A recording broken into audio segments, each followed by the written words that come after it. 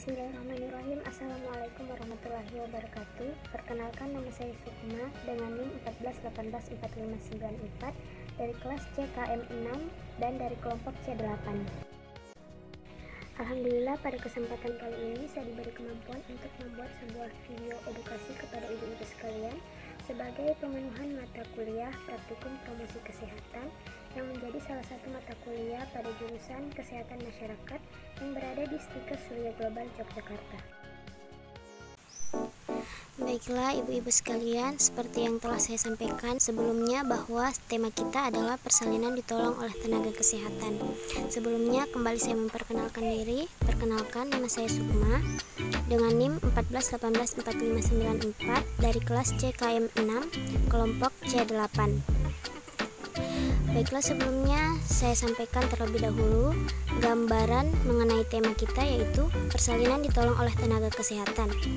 Mengapa ini penting untuk kita ketahui? Karena kurangnya tenaga kesehatan khususnya bidan desa serta kurangnya kualitas bidan akibat kurangnya pelatihan atau bahkan kurangnya peralatan merupakan salah satu penyebab masih adanya masyarakat yang memilih bersalin di tenaga persalinan tradisional. Sedangkan setiap tahun sekitar 20.000 perempuan di Indonesia meninggal akibat komplikasi dalam persalinan. Selanjutnya, apa itu persalinan ditolong oleh tenaga kesehatan? Sesuai penjelasan bahwa persalinan ditolong oleh tenaga kesehatan adalah persalinan yang ditolong oleh tenaga berupa bidan, dokter, dan tenaga paramedis lainnya. Artinya, orang-orang tersebut telah dapat dipercaya karena memiliki sertifikat dan pendidikan. Jadi maksudnya, pertolongan persalinan oleh tenaga kesehatan merupakan pelayanan persalinan yang aman karena dilakukan oleh tenaga kesehatan yang kompeten. Juga persalinan yang aman ialah persalinan yang mempunyai pengetahuan, keterampilan, alat untuk memberikan pertolongan yang bersih, memberikan peralatan nafas kepada ibu dan bayi.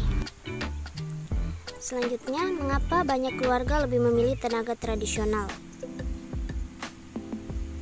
Masih banyaknya keluarga yang memilih tenaga tradisional karena berbagai alasan tentunya. Salah satunya biasanya lebih murah dan dapat dibayar dengan beras atau barang-barang lain. Keluarga juga lebih nyaman dengan seorang yang mereka kenal dan percaya.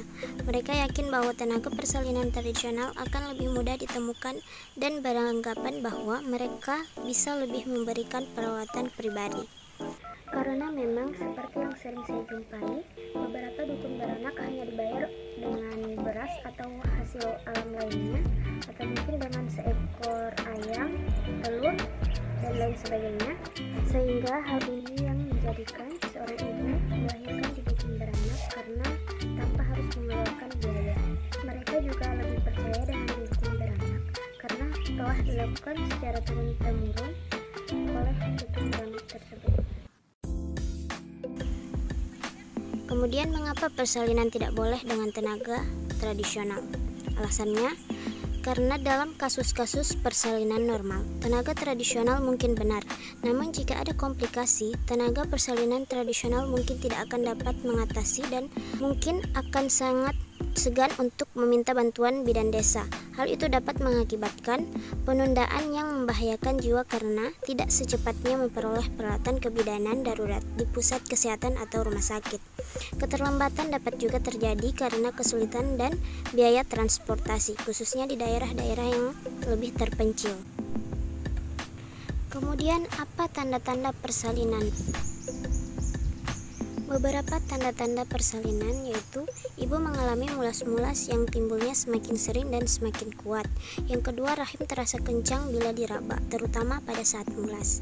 Yang ketiga, keluar lendir bercampur darah dari jalan lahir. Keempat, keluar cairan ketuban yang berwarna jernih kekuningan dari jalan lahir. Terakhir, merasa seperti mau buang air besar. Itu hanya beberapa contoh kecil dari tanda-tanda persalinan. Bila ada salah satu tanda persalinan tersebut, yang harus dilakukan adalah segera hubungi tenaga kesehatan, baik bidan ataupun dokter. Tetap tenang dan tidak bingung. Ketika merasa mulas, bernafas panjang, mengambil nafas melalui hidung dan mengeluarkan melalui mulut untuk mengurangi rasa sakit. Kemudian, apa tanda-tanda bahaya persalinan? Beberapa yang dapat saya ambil yaitu pertama, bayi tidak lahir dalam 12 jam sejak terasa mulas. Yang kedua, keluar darah dari jalan lahir sebelum melahirkan. Yang ketiga, tali pusat atau tangan atau kaki bayi terlihat pada jalan lahir. Selanjutnya, tidak kuat mengejan. Kemudian mengalami kejang-kejang.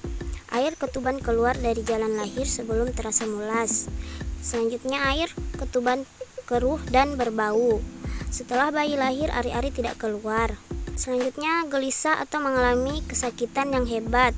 Keluar darah banyak setelah bayi lahir. Dan yang terakhir, bila ada tanda bahaya, tentunya ibu harus segera dibawa ke bidan atau dokter.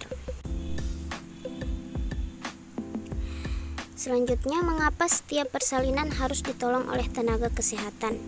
Beberapa alasan. Yang pertama, tenaga kesehatan merupakan orang yang sudah ahli dalam membantu persalinan, sehingga keselamatan ibu dan bayi lebih terjamin. Yang kedua, apabila terdapat kelainan, dapat diketahui dan segera ditolong atau dirujuk ke puskesmas atau rumah sakit. Alasan terakhir, persalinan yang ditolong oleh tenaga kesehatan menggunakan peralatan yang aman, bersih, dan steril sehingga pencegahan terjadinya infeksi dan bahaya kesehatan lainnya.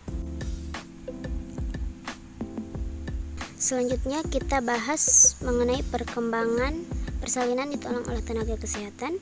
Jadi sampai dengan saat ini berdasarkan data Kemenkes dari 2015, cakupan terus meningkat dari 78,43% menjadi 80,61% pada tahun 2016. Pada 2017 sampai Desember menjadi 83,67%. Kemudian per November 2018 menjadi 73,50%.